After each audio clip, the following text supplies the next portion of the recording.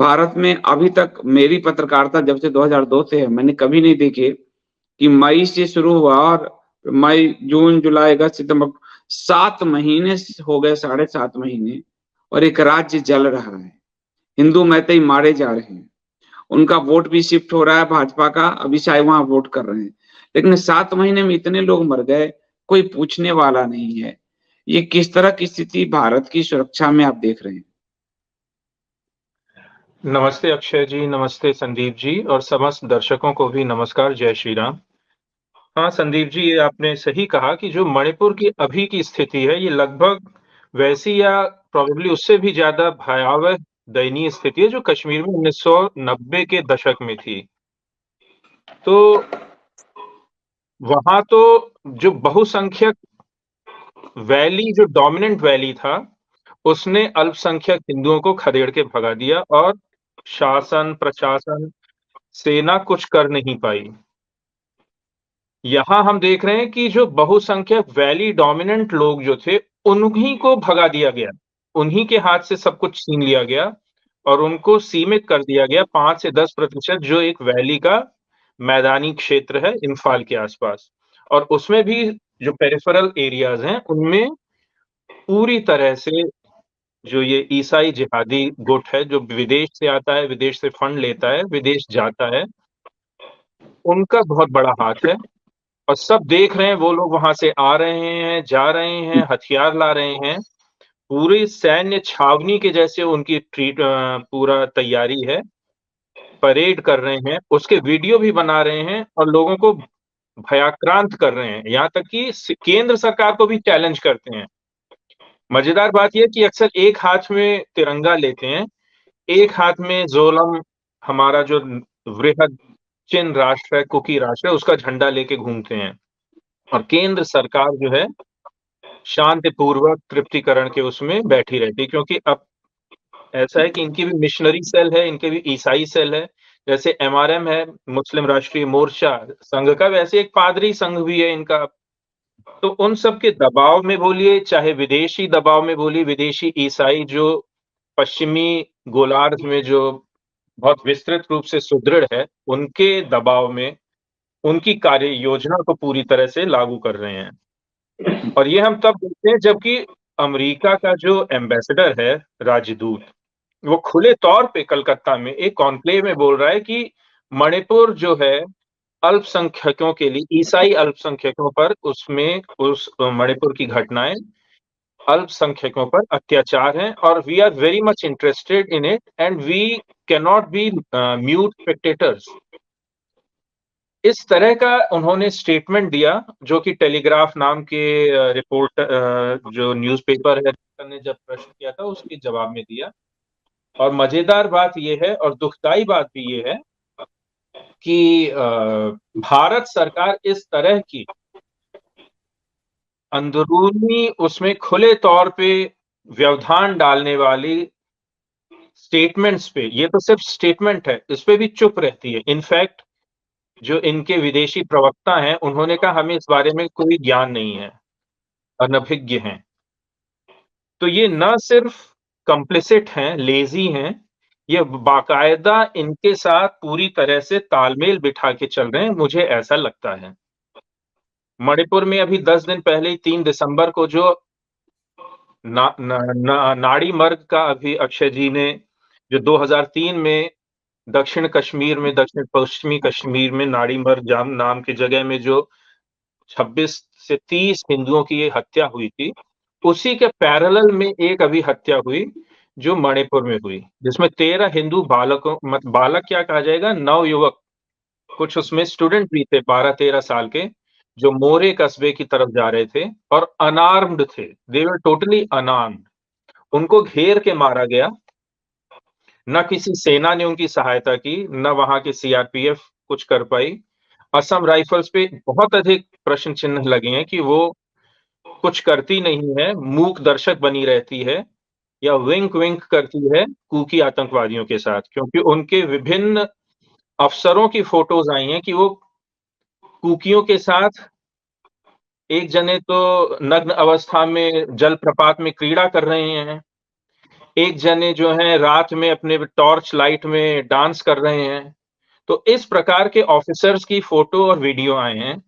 तो वीडियो देख के व्यक्ति जो है, दर्शक जो है, कोई भी हिंदू, कोई भी भारतीय उस पे अपना निष्कर्ष स्वयं निकाल सकता है कि ये किस प्रकार की वहाँ व्यवस्था चल रही है। चूड़चंद्रपुर में 16 या 21 जून को जिन लोगों ने, कूकी लोगों ने एक वृहद रैली निकाली और उसमें खुले तौर पे सबको धमकाया गया, हिंदू मैतेई समुदाय के लोगों को। और मैं ये हिंदू मैतेई बोल रहा हूँ क्योंकि मैतेइयों का जो ईसाई समुदाय है, वो इसमें लिप्त नहीं है। हालाँकि उन्होंने बहुत प्रयास किया बोलने का कि ये संपूर्ण मैतेई की नहीं, कहीं-कहीं उनमें कोलेटरल डैमेज हुआ है कि उनका कोई चर्च जला दिया गया है। लेकिन जो ईसाई मैतेई समुदाय के लोग भी हैं, वो भी चुप हैं। वो उनका खुले तौर पे अपोज़िशन नहीं कर रहे हैं कूकियों का, क्योंकि ये पूरा सब कुछ चर्च स्पॉन्सर्ड है। It is a religious pogrom against Hindus. Meitei में भी जो 2-3 वर्ग हैं, एक सनातनी, कट्टर सनातनी वैष्णव वर्ग है, मणिपुरियों में। एक है जो कि हिंदुओं से एलाई होके कुछ अन्य प्रकार की पूजा पद्धतियों में भी लिप्त है और 10% मैतेई ऐसे भी हैं, 9 से 10% जो कि कन्वर्ट होके ईसाई बन चुके हैं। तो ये जो 9 से 10% ईसाई बने हुए हैं, ये चुप्पी लगाए हुए हैं। इन्होंने आज तक खुले तौर पे अपने ही सहोदरों का समर्थन नहीं किया है।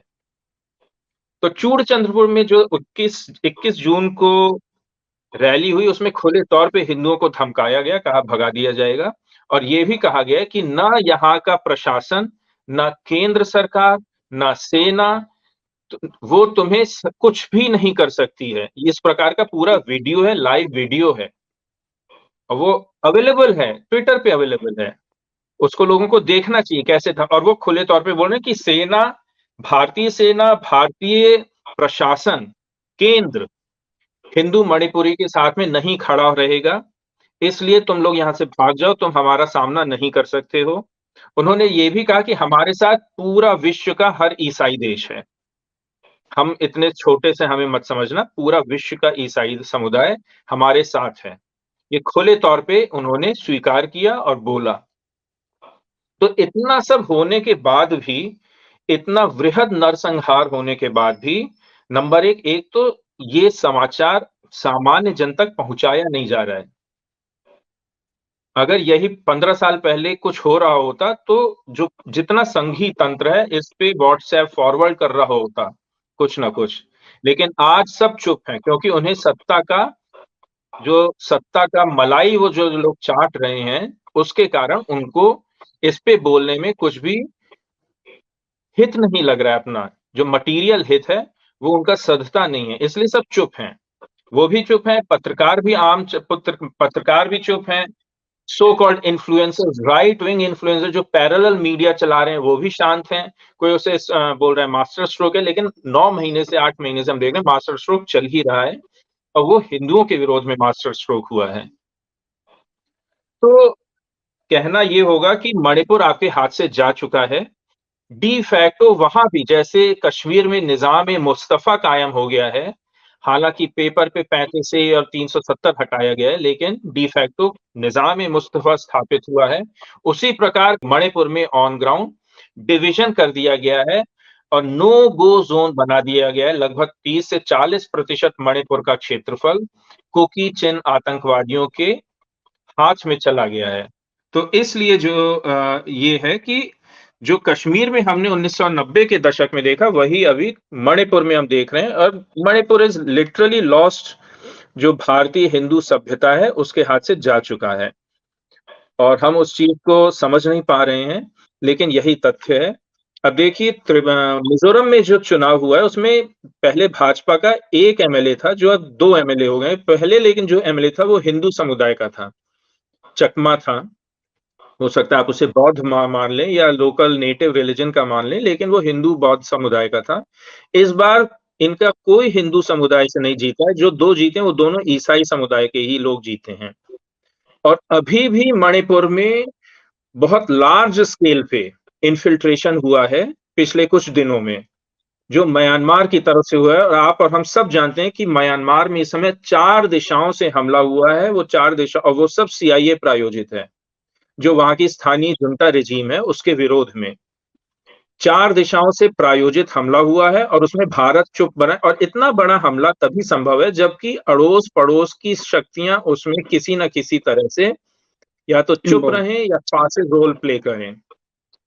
और पूरा जो बॉर्डर है मिजोरम मणिपुर इस तरफ का लगभग 1200 किलोमीटर का, वो खुले रूप से उन आतंकवादियों के समर्थन में दे दिया गया है। वो आ रहे हैं, जा रहे हैं, उनके विरोध में कोई कार्रवाई नहीं हो रही है।